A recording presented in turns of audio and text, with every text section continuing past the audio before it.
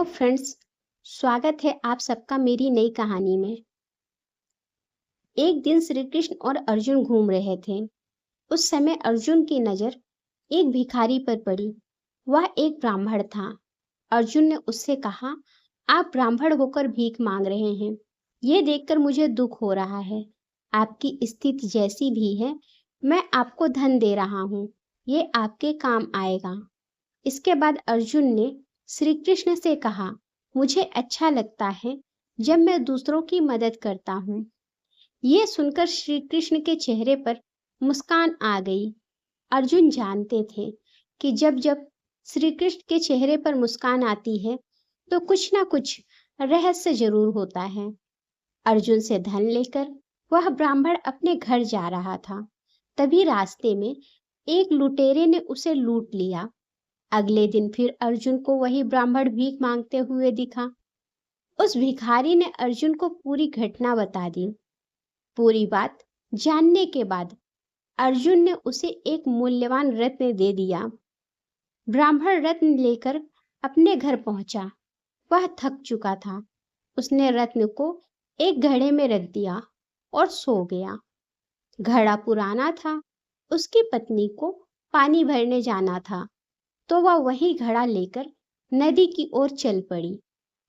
नदी से घड़े में पानी भरते समय वह रत्न नदी में गिर गया। अगले दिन फिर से अर्जुन को वह ब्राह्मण भीख मांगते हुए दिखाई दिया। अर्जुन ने उससे पूछा, अब आप भीख क्यों मांग रहे हैं? ब्राह्मण ने रत्न वाली पूरी बात श्री कृष्ण और अर्जुन को बता दी। श्री कृष्ण ने अर्जुन से कहा, आज तुम रहने दो, इसे मैं कुछ दे देता हूँ। ऐसा कहकर श्री कृष्ण ने उस ब्राह्मण को सिर्फ 2 गिन्नियां दे दी। इतनी कम राशि देखकर अर्जुन और ब्राह्मण हैरान थे। ब्राह्मण सोचने लगा कि यह श्री कृष्ण हैं, फिर भी इतनी कम राशि दी है। श्री कृष्ण के सम्मान में वह ब्राह्मण 2 गिन्नियां लेकर आगे चल दिया।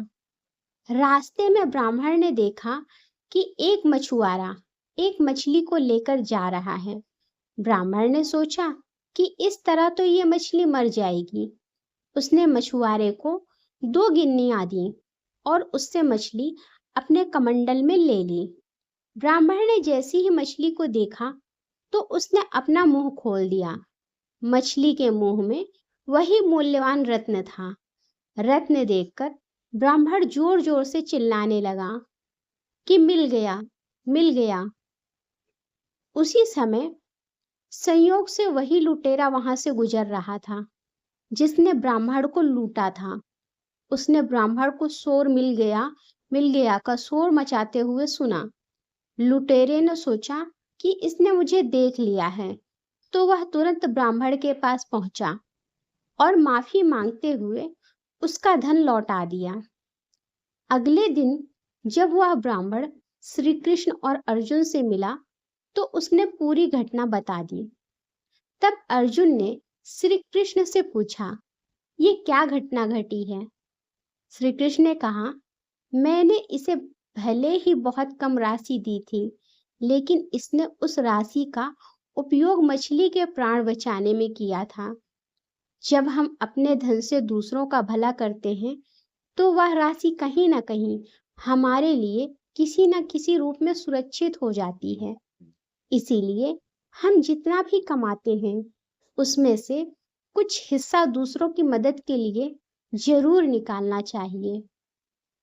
याद रखें, जब हम दूसरों की मदद करते हैं तो भगवान भी मुश्किल समय में हमारी मदद जरूर करते हैं।